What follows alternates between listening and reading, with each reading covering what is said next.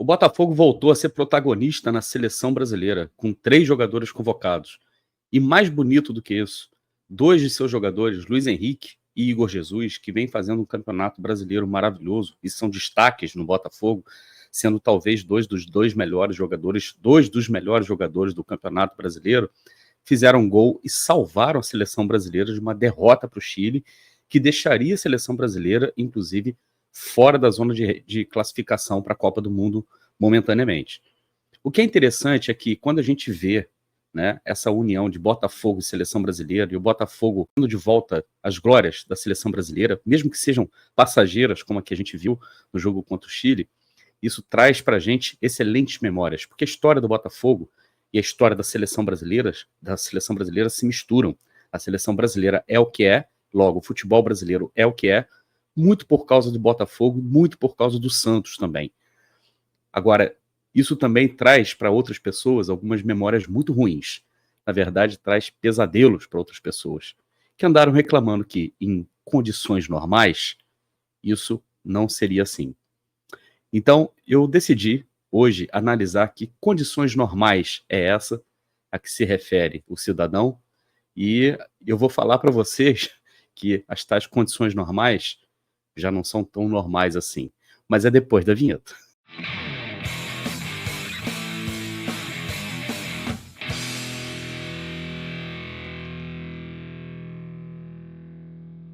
Eu sou Társilo Delfim, o Caboclo, estou trazendo mais um conteúdo aqui para vocês no canal do Caboclo. Para você que já conhece meu trabalho, você já sabe o que eu vou te pedir, já vai fazendo aí. Agora, para você que está chegando aqui agora e ainda não conhece o canal do Caboclo, eu quero pedir para vocês o seguinte: deixe seu like, se inscreva no canal e acione o sininho para receber as notificações de conteúdos novos aqui no canal do Caboclo. Seja membro helenos e helenas do canal do Caboclo. A nossa meta, né, de bater 100 membros, a gente está chegando perto dela, mas eu preciso que você aí, que ainda não é membro, se torne membro do canal do Caboclo, porque quando a gente chegar aos 100 membros, a gente vai começar a fazer aqui lives exclusivas para você que é membro do canal do Caboclo.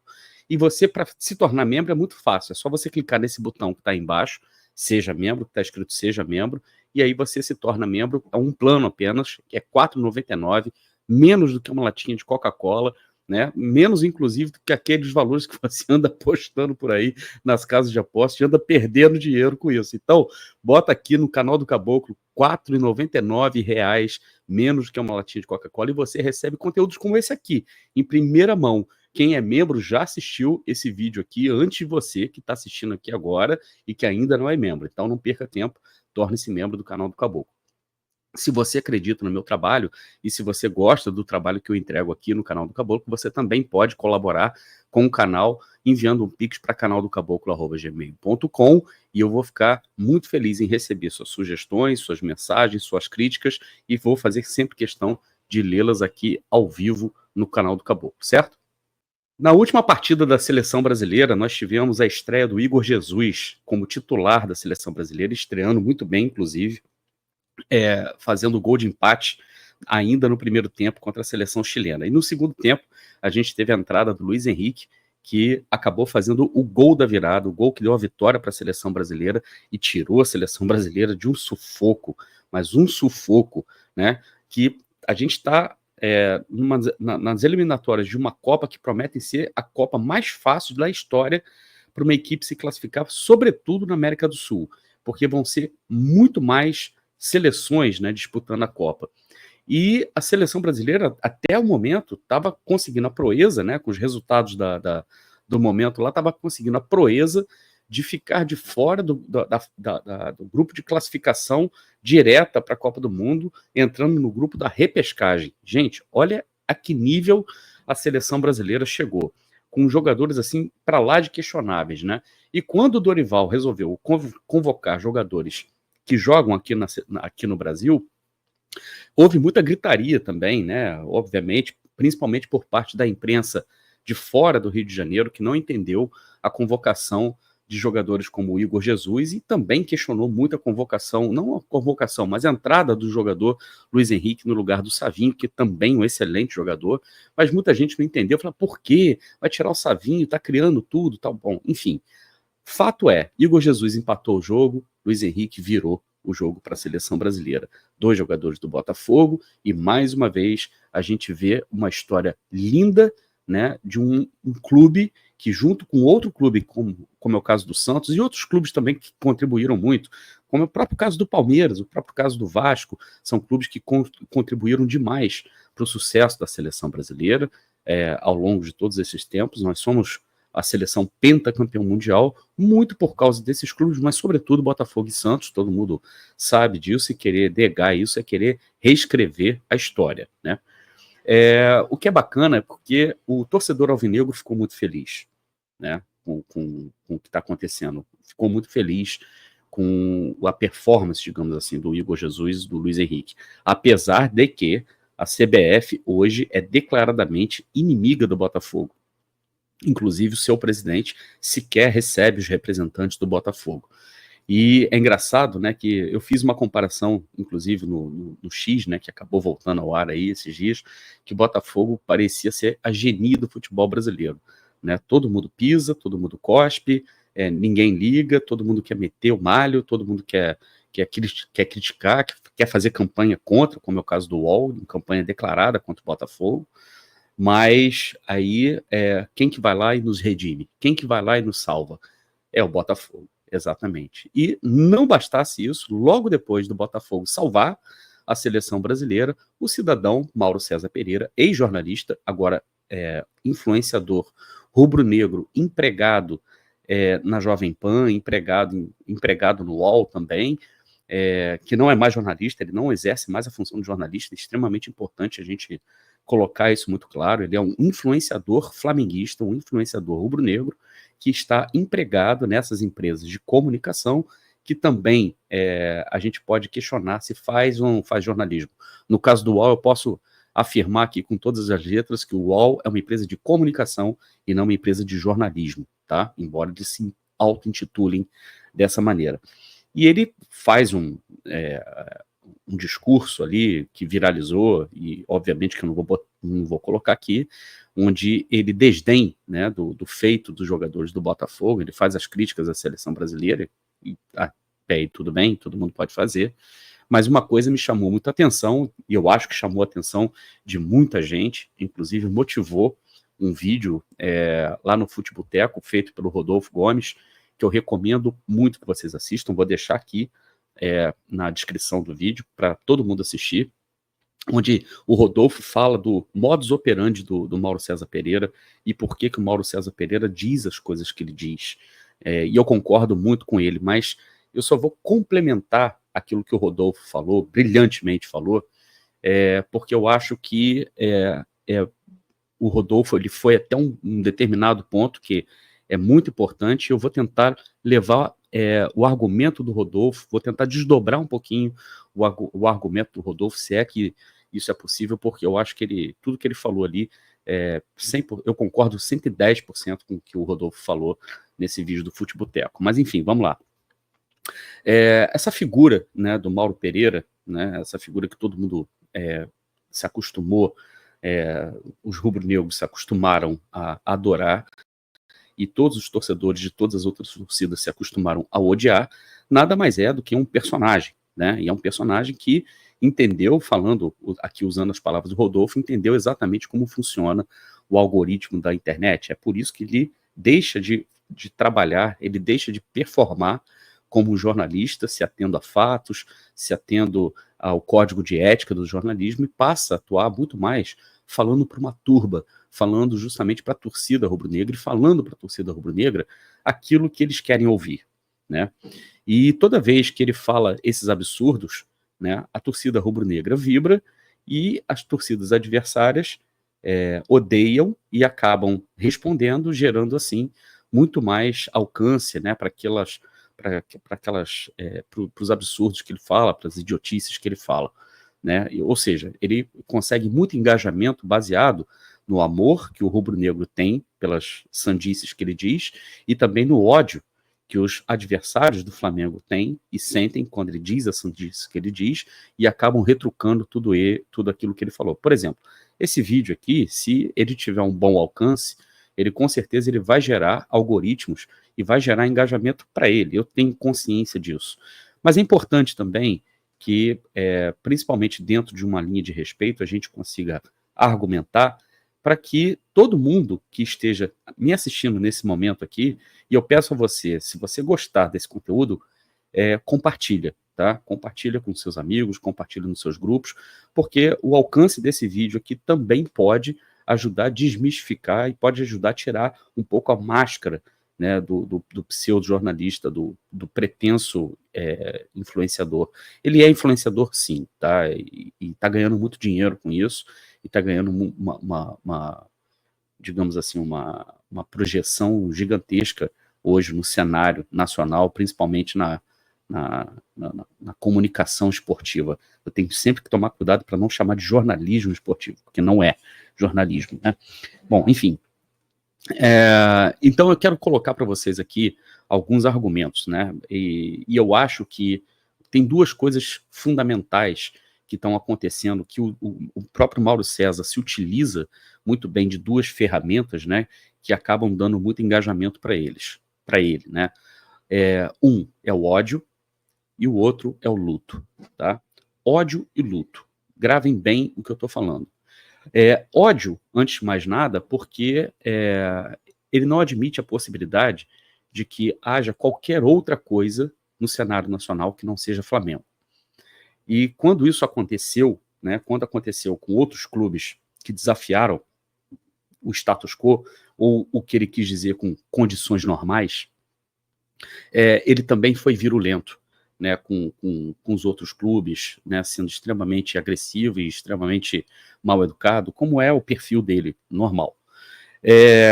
E com o Botafogo não seria diferente, né? E no caso da SAFs, né, que ele diz que SAF é uma coisa meio fantasiosa, é um misto aí, na verdade, de ódio e de apostar na ignorância das pessoas. Por que eu digo apostar na ignorância das pessoas? Porque ele, na verdade, não é burro. O Mauro César é inteligente, é um cara muito estudado, é um cara que entende muito bem como as coisas funcionam, e é um cara que, em outro momento, quando ele exercia jornalismo, ele seria muito capaz de entender, de estudar e entender o atual momento do futebol brasileiro e o atual momento de transição do futebol brasileiro. E não há dúvida com relação a isso. O próprio Rodolfo, né, no vídeo lá do Futeboteco, coloca isso de maneira muito clara. Então, por que ele diz o que ele diz? Né? Primeiro, ele é motivado pelo ódio dos torcedores, que é aquele ódio do passional, aquela coisa. Eu não admito que exista um outro clube além do Flamengo, eu não admito que exista qualquer outra força que possa vir e incomodar, digamos assim, o Flamengo, o status quo do Flamengo. Ele sabe que esse ódio circula entre os torcedores do Flamengo. A única coisa que ele faz é jogar gasolina na fogueira. Ele joga carne, digamos assim, aos leões. Aí a turba vem com tudo e se inflama, né, com tudo. E acaba rebatendo, obviamente, nos adversários que também vão jogar gasolina na fogueira. Bom, enfim. Mas esse ódio, digamos assim, vem muito do fato também, e aí onde eu faço um desdobramento daquilo que o Rodolfo falou, com relação a também uma certa falta de percepção, ou falta de entendimento, ou até uma resistência para aceitar que as coisas mudaram, e que não é uma questão passageira, que as coisas mudaram de fato. E aí eu quero até colocar aqui na tela para vocês. Existe esse livro aqui, que é de um guru, é um livro de autoajuda, que é muito comum entre os coaches, entre os mentores, entre o mundo corporativo também e tal. Mas assim, tirando o fato de que ele é utilizado de uma maneira extremamente superficial, mecânica, né, para induzir as pessoas a seguir um pensamento facilitado, simplificado, de igrejinha, esse livro tem alguns insights interessantes, né? É um livro escrito pelo Spencer Johnson, que vocês estão vendo aí, que se chama Quem Mexeu no Meu Queijo, que traz alguns personagens e que basicamente, né, se vocês quiserem ler, não tem muito spoiler com relação a isso aqui, mas basicamente são os ratinhos que vivem no labirinto, e tinha um ratinho dois ratinhos que eles sempre comiam queijo da mesma pilha, né, do mesmo lugar. E percebendo que, um dos ratinhos percebendo que o queijo daquela pilha diminuía, né, sempre, e diminuía, e que dentro de um certo tempo aquilo ali iria acabar, aquele suprimento de queijo iria acabar, ele começou a entrar pelo labirinto procurando queijo em outros lugares. Enquanto aquele outro ratinho, que era mais acomodado, ficou ali consumindo aquele queijo tal, e até que ele se esgotasse. E o outro ratinho que foi procurar queijo em outros lugares conseguiu achar e conseguiu, assim, dessa forma, estender o seu suprimento de queijo por muito mais tempo, enquanto aquele outro ratinho não se conformava com o fato do queijo ter acabado e, ao invés de se mexer para procurar queijo em outro lugar, só reclamava e só vivia num estado constante de negação, se sentindo muito ruim, se sentindo incapaz, mas também culpando o mundo inteiro por aquilo que tinha acontecido. Qualquer semelhança aí terá sido mera coincidência com o Mauro César Pereira, né? E também com todos aqueles torcedores com os quais que se identificam com ele, com os quais ele fala, né? E aí tem algumas referências, né, que são muito interessantes na cultura, tanto na cultura pop quanto na cultura clássica, que eu gostaria de trazer aqui para vocês, porque quando a gente faz essas analogias, às vezes alguns termos, alguns conceitos que são um pouco mais complexos acabam ficando mais tranquilos de entender, né? O primeiro que eu queria trazer para vocês, esse aqui, é do filme Matrix, de 1999. Esse personagem aqui, né, é o Morpheus, ou Morfeu, é uma palavra que está induzindo a mudança, porque é tudo aquilo que morfa, tudo aquilo que muda, né? E esse é o momento em que ele apresenta para o Neo, né, que é o personagem principal, né, interpretado pelo Keanu Reeves, que é aquele que é o tal escolhido que viria para nos redimir, né? Ele oferece duas pílulas para o Neo, a pílula vermelha e a pílula azul. A pílula azul ele tomaria e ele voltaria para a casa dele, acordaria e ele continuaria vendo o mundo da maneira que o mundo se apresentava, ou seja, é o mundo da Matrix. Agora, se ele tomasse a pílula vermelha, ele acordaria numa nova realidade, na realidade mesmo, aquela que realmente estava acontecendo, de uma maneira extremamente apresentada de uma forma extremamente distópica, onde as máquinas já tomaram conta do mundo e nós somos meras pilhas, né, para essas máquinas, fornecedoras de energia, né? E todo mundo que viu o filme sabe qual foi a pílula que o Neo tomou. Neo também, que significa Neo, que significa novo, ou seja, a mudança apresentando as duas alternativas para o novo, né? E o novo, né, toma a pílula que ele escolhe ali, porque ele tinha digamos assim, um trabalho, uma missão a ser cumprida, né? Se você viu o filme, você sabe qual foi a pílula que ele tomou. E isso aqui eu acho uma analogia muito interessante, porque se você oferecesse as duas pílulas hoje para o Mauro César Pereira, definitivamente ele pegaria a pílula azul. E pegaria a pílula azul de forma convicta. Primeiro, porque ele não quer que as coisas mudem. E segundo, que ele quer que as coisas voltem a ser, se elas se apresentarem mudando, ele quer que as coisas voltem a ser como eram antes, né? Mesmo que isso seja impossível, o que mostra aqui o caráter extremamente reacionário que ele assumiu.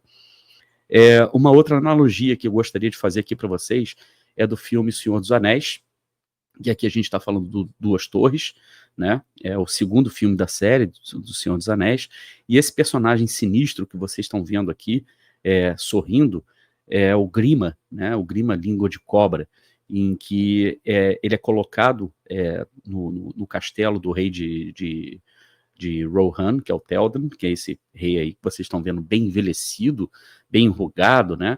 E o Grima, o principal poder que ele tem, a influência que ele tem sobre o rei, é através da palavra, através do discurso de palavras extremamente envenenadas, onde ele vai sugando, digamos assim, as energias, e ele vai tomando conta do cérebro do rei, e consegue fazer com que o rei fique de joelhos para ele, e o rei acaba virando apenas uma peça no joguete do Grima, e ele consegue manipular o rei, consegue fazer com que o rei tome todas as decisões que ele, Grima, quer que o rei tome. Obviamente também não vou dar grandes aqui spoilers, né, mas o fato é que aí, num determinado momento o rei consegue se libertar da influência, do poder do Grima, e o rei, que está envelhecido, que vocês estão vendo aqui, o Théoden, ele volta à sua forma jovial, né, ou seja, o veneno se desfaz. É mais ou menos isso que acontece, né, com a pessoa que se deixa influenciar pelo discurso do Mauro César Pereira, né, ela fica dessa forma como o rei, ela vira quase que um zumbi, né, ela não consegue sequer raciocinar. Como ele tem um poder de retórica muito forte, né, as palavras dele, na verdade, acabam sendo muito contundentes e as pessoas se espantam, como é que fala? Algumas pessoas até se encantam muito pela veemência e pela virulência das palavras dele, elas se tornam, na verdade, zumbis. Elas assumem o discurso do Mauro César Pereira, né, para elas, né, e acabam seguindo dessa forma. E o Mauro César, por sua vez, ele trabalha mais ou menos, ele funciona mais ou menos como esse Grima, né, que eu estou dizendo. Mas uma outra analogia também a gente pode fazer é com os Dementadores, né, do Harry Potter, que já é um filme mais recente, né. Os Dementadores, para quem não assistiu a série do Harry Potter, era aquele personagem, né, que sugava a energia vital. Eles são não seres das trevas que vinham, né, à Terra, e eles sugavam a energia vital das pessoas, e se você não interromper esse processo, as pessoas morriam, né, viravam apenas zumbis, morriam, né, de fato. Então são os dementadores. A energia, nesse caso, a gente pode interpretar, né, energia vital, como a capacidade que as pessoas têm de raciocinar, a capacidade que as pessoas têm de serem autossustentáveis, de conseguirem pensar por si mesmas, de conseguirem criticar aquilo que elas ouvem, né? É isso, mais ou menos, que o discurso do Mauro César, esse é o efeito que o discurso do Mauro César tem, na verdade, sobre os seus, digamos assim, seguidores, né? Ele tem o poder de sugar tudo isso, toda essa capacidade que as pessoas têm e fazer com que essas pessoas assumam um discurso único, um discurso facilitado e acabam dizendo coisas que elas nem sabem o que elas estão dizendo, né? E, por último, né, o último exemplo que eu quero dar aqui para vocês, e aqui é interessante porque eu vou desdobrar, dessa personagem aqui, que para quem tem a minha idade e estava ali nos anos 80, final dos anos 80, 89, 90, assistiu o que eu considero a melhor novela de todos os tempos que a Rede Globo fez, que é Tieta do Agreste. E Tieta, na verdade, é uma adaptação do livro do Jorge Amado, né, Tieta do Agreste, e uma das personagens principais da novela era interpretada pela Joana Fon, pela brilhante Joana Fon, que fez a Perpétua, que era a irmã da Tieta, a irmã recalcada da Tieta, que era viúva, né, perdeu o marido e guardava, digamos assim, o segredo do marido dentro de uma caixa branca que ela sempre tirava do armário. Era uma cena super engraçada, que ela abraçava a caixa, ela abria a caixa, todo mundo sabe o que tinha dentro da caixa, né, na verdade. E ela morria de saudade, mas o mais importante é que a Tieta, a Perpétua, na verdade, ela representava tudo aquilo que havia de mais atrasado em Santana do Agreste, que é a cidade fictícia onde a história se passava. Ela era uma viúva, carola, né, da igreja, e que, inclusive, exercia uma influência muito grande sobre o padre e exercia uma influência grande também sobre muitos fiéis. Então, ela tinha o poder de manipular as pessoas para conseguir aquilo que ela queria, tanto com o padre e também com as pessoas da família, né, principalmente depois que o pai dela morre e tal. E uma das cenas, né, um dos momentos mais marcantes da atuação da Joana Fon como Perpétua é quando a Tonha, né, que era a esposa, a segunda esposa do Zé Esteves, que era pai da Tieta e pai da Perpétua, ele morre, né, e a Tonha, que não era mãe da Perpétua, né, era a segunda esposa do Zé Esteves, muito mais jovem, interpretada pela Ioná Magalhães, e o Zé Esteves interpretado pelo Sebastião, rapaz, é o Sebastião Vasconcelos, acho que é o Sebastião Vasconcelos, agora não vou me lembrar, me desculpa aí, ele também já não está mais entre nós também. Mas, enfim, ela obriga a Tonha a usar o luto, e ela faz com que a Tonha viva todo aquele processo de luto, mas mais importante do que isso, tá? Como a Tonha era herdeira de tudo que o Zé Esteves tinha, era extremamente importante para Perpétua manter a Tonha sob o seu domínio, sob o seu poder. Então, a Perpétua fazia com que a Tonha vivesse o luto e não saísse dele. O mais importante para que a Perpétua conseguisse botar a mão na fortuna, na herança, né, da Tonha, era manter a Tonha dentro do luto. E aí vem o luto, né, que eu tinha falado para vocês, que era um outro sentimento, além do ódio, né, o luto, que é extremamente importante. E aí eu convidei um grande amigo meu, o Douglas Franklin, que é psicólogo, para falar um pouquinho sobre o luto, e ele vai falar do luto, né, na visão da Elizabeth Kubler-Ross, que é uma linha que fala sobre o luto e que descreve o luto em 5 fases. Então, com vocês, meu querido amigo Douglas. O modelo de Kubler-Ross ele foi criado justamente por uma enfermeira para ajudar pacientes a lidarem com a questão do luto. E o que acontece, né? Existem 5 passos que acontecem geralmente com uma pessoa que está enlutada. Dessa forma, é um mecanismo que nós temos de conseguir reagir com o ato do luto. Outra coisa que é importante, antes de eu prosseguir, o luto não é só pelo ente querido. O luto também pode ser por uma questão simbólica, uma passagem de fase da sua vida. Então, nós ficamos enlutados quando saímos da infância para a adolescência, da adolescência para a fase adulta, quando saímos de uma cidade para outra, quando saímos de um colégio que nós temos muitas raízes e vamos para um outro completamente diferente. Relacionamentos também envolve luto quando você termina eles. Mas vamos lá. Quais são os 5 passos, né? Nós temos primeiro a negação. A pessoa enlutada, ela nega o fato e fica nessa espiral. Depois disso vem a ira. Frente à separação do ente querido, o fim da fase da vida ali, ela simplesmente fica colérica, né? Cria uma raiva. Depois disso, nós entramos no estágio da negociação. Então, essa pessoa, frente ao ato, né, frente ao acontecido, começa a fazer justamente o que, não, acho que aconteceu mesmo, não tem muito o que fazer, a pessoa estava velho, eu tinha que ir porque os meus pais vão para essa outra cidade, então não poderia ficar na casa dos meus avós, assim, qualquer que seja a explicação para a pessoa tentar aceitar aquilo. Depois disso, entra a fase da depressão, que a ficha de fato começa a cair para a pessoa, e então ela consegue de fato, né, curtir o luto, né, então ela consegue sentir aquelas emoções de valência negativa. Por fim, nós temos a fase da aceitação, então a pessoa já negou, já ficou colérica, já conseguiu negociar a situação, já sentiu aquela situação e conseguiu externar a partir de uma tristeza profunda. E logo depois disso, ela consegue entender. Bem, estou numa nova fase da vida, fui para uma outra etapa, aquela pessoa, no caso, né, se for o luto por uma pessoa querida que morreu, se foi, agora temos que seguir em frente. Bem, é esse que é o modelo Kubler-Ross utilizado para o luto. Claro, essas 5 etapas que eu falei, elas no início se acreditavam que acontecia uma seguida da outra, mas elas podem acontecer em diversas fases também. Existe também um entendimento que não necessariamente você cumpra essas etapas ipsiliter, né? Uma de cada vez.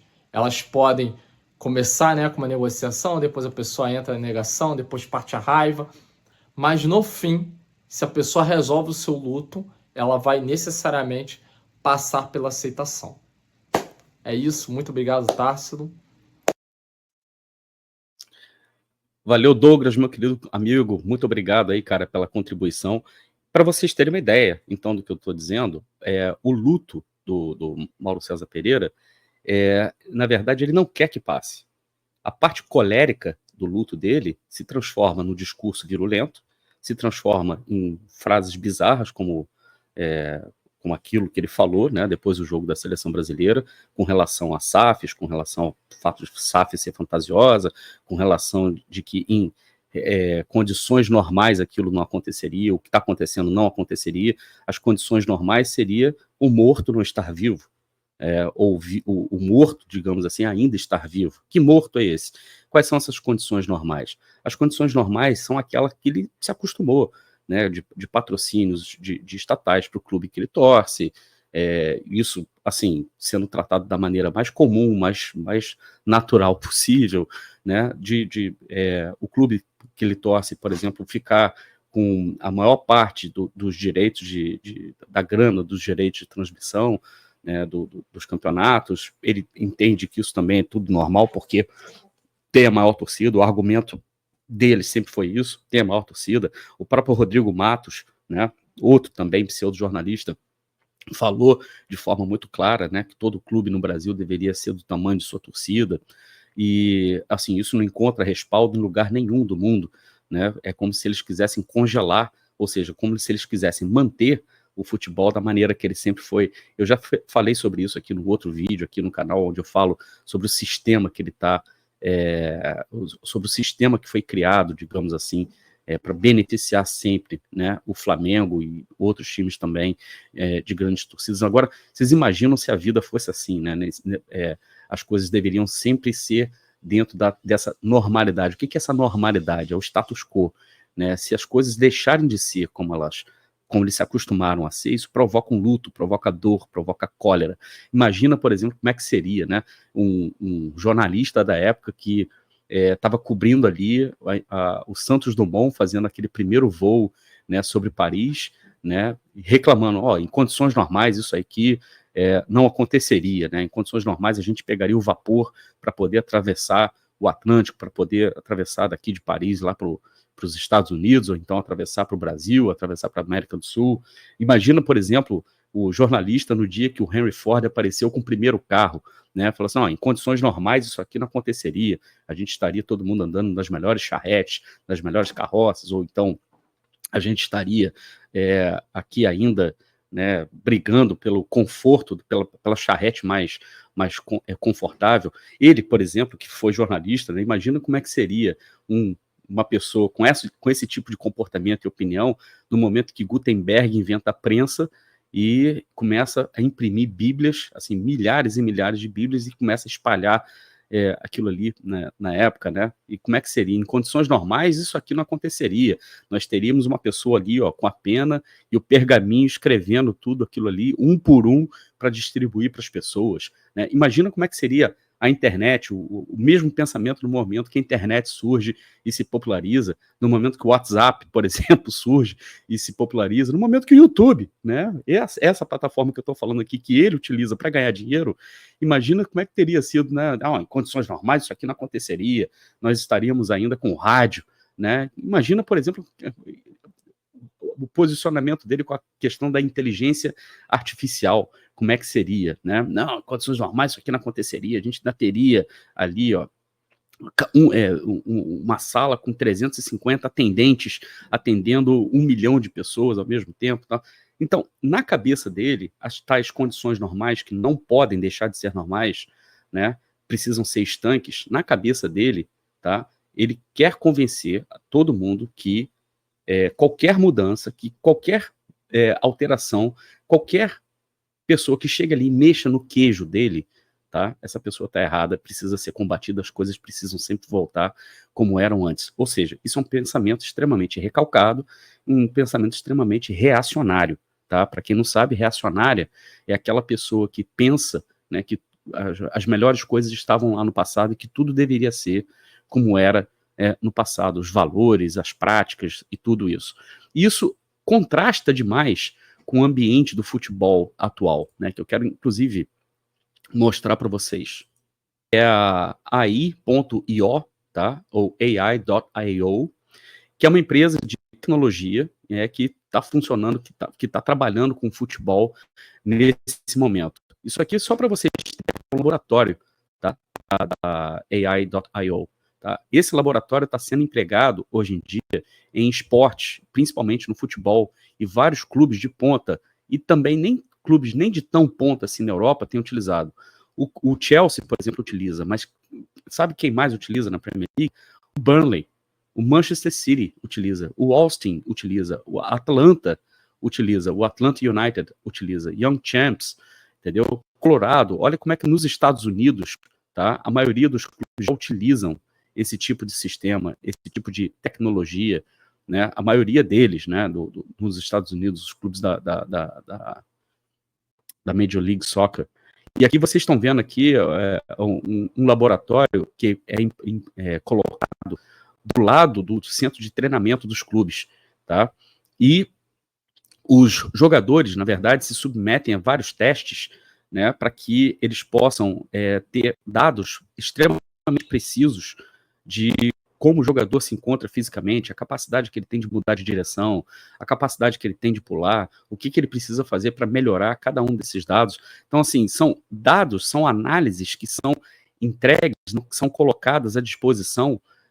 Olha, o laboratório parece até aquelas coisas assim de Guerra nas Estrelas, né? Que a gente costumava ver em filmes de ficção científica, mas isso aqui está acontecendo, está sendo implementado, está sendo aplicado no futebol agora, nesse momento, enquanto a gente fala.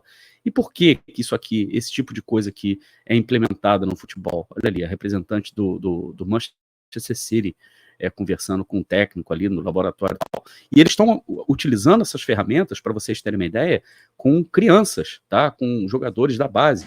Eles fazem os scouts, né, por todo o país, e trazem essas crianças para fazerem testes no centro de treinamento deles, e essas crianças são submetidas, né, a esses tipos de exames, né, utilizando muita tecnologia, muita inteligência artificial.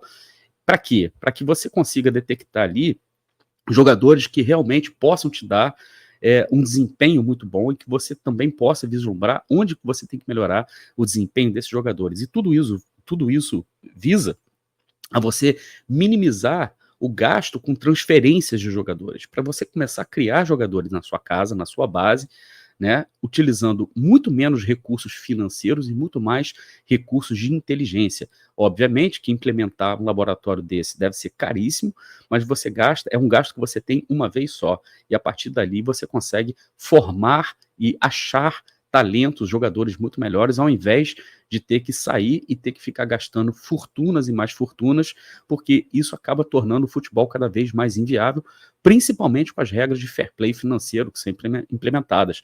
Para o Manchester City, isso aqui, por exemplo, já faz muita diferença, porque eles já são atraentes demais para muitos jogadores que querem jogar no Manchester City, no Chelsea, por exemplo. Mas isso aqui é uma ferramenta que é de sobrevivência fundamental para clubes como o Burnley, que não vão conseguir competir, digamos assim, financeiramente com os clubes mais ricos da Premier League e que precisam achar os talentos aqui na casa deles, precisam apostar na inteligência para que eles consigam desenvolver melhor os seus jogadores e fazer os talentos em casa. Quando a gente coloca esse tipo de imagem aqui na tela para vocês e compara com aquilo que passa na cabeça do Mauro César, ele acha que o futebol deveria se bastar realmente ao Flamengo, Corinthians e talvez 2 ou 3 adversários ali, como Palmeiras e São Paulo. E por que ele pensa isso? Porque esse tipo de tecnologia aqui, no Brasil, até então, não faria a menor diferença, desde que esses clubes tivessem sempre muito mais dinheiro para contratar os melhores jogadores, ao invés de ter que ficar disputando esses jogadores no mercado com outros grupos, com outros clubes. O que acontece é que a entrada das SAFs, né, e isso acontece através de uma lei, a lei das SAFs é lei, tá, Mauro César? Então não tem nada de fantasioso, é lei. Quando esse tipo de coisa acontece, você começa a atrair para dentro do seu cercadinho, para dentro da sua fazenda, né, digamos assim, players, né, ou empresas, ou pessoas que vão apostar nesse tipo de inteligência. Vocês duvidam, né, vendo tudo que está acontecendo, toda a revolução que está acontecendo no Botafogo nesse momento, que daqui a um tempo a gente vai ter algo parecido com esse laboratório ali no nosso CT, ou no futuro CT da base, que vai ser construído, que a gente espera que seja construído? E eu não tenho a menor dúvida que isso vai acontecer. E não vai ser somente com o Botafogo, vai ser com o Grupo City no Bahia, vai ser talvez com o Atlético Mineiro, através da sua SAF. As SAFs vão tomar conta do futebol, e isso é irreversível. Eu até comemoro, às vezes, o fato de que alguns clubes são extremamente resistentes a se tornarem SAF, como é o caso do São Paulo, como é o caso do Inter, como é o caso do Corinthians, como é o caso do Flamengo, porque esses clubes, daqui a algum tempo, não que eles vão diminuir, mas esses clubes, eles vão ter extrema dificuldade em competir com outros clubes que não estão no modelo associativo. olha o que está acontecendo, por exemplo, no mercado mais competitivo no mundo, e um dos clubes com a maior arrecadação do mundo, que não é mais uma questão de dinheiro, mas de competência, não consegue mais competir com os outros, como é o caso do Manchester United, que não consegue mais competir com o Manchester City, não consegue competir com o Arsenal, não consegue competir com o Liverpool. E isso acontece, inclusive, em mercados extremamente competitivos. Mas esse aí, né, essas aí são as condições que o Mauro César não quer. Então, quando a gente fala quando ele fala em condições normais, ele quer aquela condição agrária do futebol brasileiro, exportador de jovens talentos, de talentos sem valor agregado, que quando chegam na Europa, por exemplo, acabam tendo que quase que refazer todo o seu processo de base, todo o seu processo de reaprendizado, para conseguir se adaptar num futebol que está muito mais avançado do que o nosso, e é por isso que a seleção brasileira tem a performance que tem, não é à toa, é um reflexo daquilo que o futebol brasileiro, do sistema que o futebol brasileiro se alimentou durante todos esses tempos, e que o senhor Mauro César, que critica, ao mesmo tempo defende com toda a sua hipocrisia, porque nesse momento, quando ele faz esse tipo de discurso, ele sabe para quem ele está falando, ele está, na verdade, ganhando engajamento, e o engajamento se transforma em quê? No canal dele, por exemplo, se transforma em dinheiro, né? Porque quando ele consegue muitos acessos, quando ele consegue muitos likes, ele consegue muitos patrocinadores, como é o caso que acontece lá, consegue muitas visualizações, e ele vai ganhando dinheiro, ele ganha muito dinheiro em cima disso. E é por isso que eu quero dizer aqui, né, mais uma vez, que esses personagens aqui, eles se encontram, né?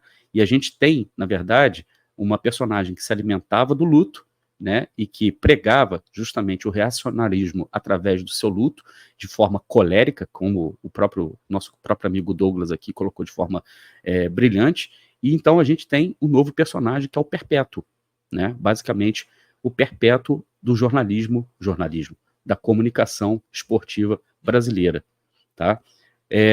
O que eu quero dizer aqui, não quero aqui de forma nenhuma degradar a imagem de ninguém, mas está muito claro que esse sistema, essa maneira que ele tem de trabalhar, se retroalimenta do ódio, se retroalimenta, na verdade, do reacionarismo das pessoas que não admitem que o mundo muda, que as coisas mudam e tudo tem que mudar. Então, para você aí que está me assistindo nesse momento, entenda o seguinte: aprenda a separar o personagem Perpétuo, tá, daquilo que é realmente opinião. Tá? O mais importante é o seguinte: você também não é obrigado a ter que ficar consumindo conteúdo desse cara. E pior, o mais importante, inclusive, você é menos obrigado ainda a compartilhar conteúdo dele. Então, toda vez que você compartilhar conteúdo dele nas redes sociais, você está dando dinheiro para ele. Você está dando engajamento para ele. Como o Rodolfo Gomes brilhantemente falou, precisamos parar de dar palco. Depois que a gente parar de dar palco, ele começa a viver somente do engajamento dos seus seguidores lá, dos seus mortos-vivos, dos seus zumbis, que vão sempre aplaudir a toda besteira que ele falar, toda sandice que ele falar, tá bom? Eu diria para vocês que as condições normais já são muito diferentes das condições normais que ele aprendeu a conviver, e ele ainda vai levar um tempo para se adaptar a esse mundo, para começar a negociar, como diz o Douglas, uma nova convivência mais harmoniosa num mundo que mudou demais e ele, infelizmente, não teve a capacidade de perceber, e se teve a capacidade de perceber, preferiu permanecer no mundo antigo, porque o mundo antigo monetiza, tá? Então a gente pode dizer que o estado dele pode ser um estado de doença, pode até dizer, supostamente um estado de doença, mas se ele entende que é dessa forma, uma suposta doença, que é um luto incurável, e aproveita para ganhar dinheiro com esse luto, qual o nome que você aí que está me assistindo daria? Eu vou deixar vocês complementarem aí nos comentários. Se você gostou desse conteúdo, eu peço para vocês o seguinte: deixe seu like, se inscreva no canal e acione o sininho para que você receba conteúdos novos, notificações de conteúdos novos aqui no canal. Seja membro do canal, seja membro Helenas do canal do Caboclo, por apenas R$ 4,99. E se você quiser contribuir também com o crescimento do canal, envie um pix para canaldocaboclo@gmail.com. Eu vou ficando por aqui, você já sabe, aqui no canal do Caboclo, se tem bambu, tem flecha. Um grande abraço. Tchau.